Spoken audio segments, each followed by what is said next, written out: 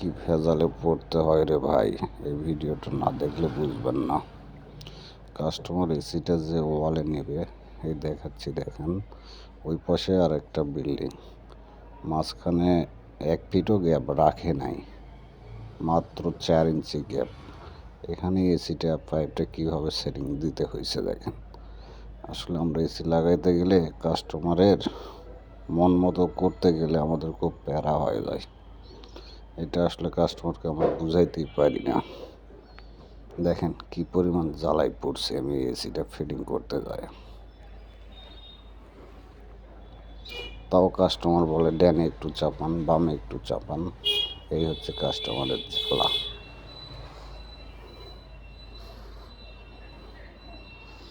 দেখেন কোথায় থেকে কোথায় পর্যন্ত ড্রেন লাইনটা টানে নিয়ে আসতে হয়েছে।